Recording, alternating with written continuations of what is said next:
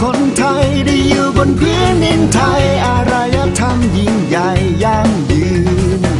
บรรพบุรุษของเราท่านใช้แม่ไม้มวยไทยปกป้องแผ่นดินเอาไว้เพื่อลูกหลานเราภูมิใจสายเลือดไทยไม่อายใครทุกทิศแดนดินถิ่นใดใดหัวใจไทยไม่เคยจะแพ้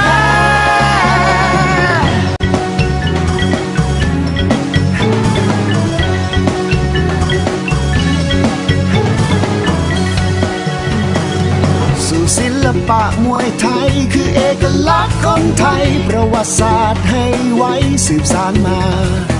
ส่งต่อไปสู่ลูกหลานอนุรักษ์มวยไทยให้สมกับความยิ่งใหญ่ยั่งยืนภูมิใจรักมวยไทยไม่อายใครทุกทิศแดนดินถิ่นใดใดเพราะคนไทยไม่เคยแพ้คนไทยมวยไทยเราเกิดเป็นคนไทยรักชาติรักมวยไทยเรารักมวยไทยคนไทยมวยไทยเราเกิดเป็นคนไทยรักชา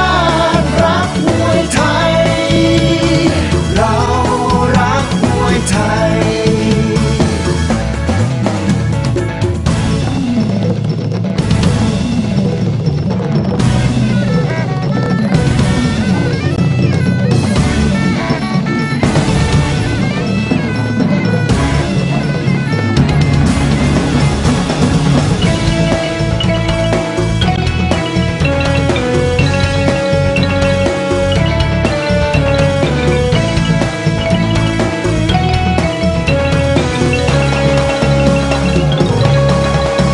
คนไท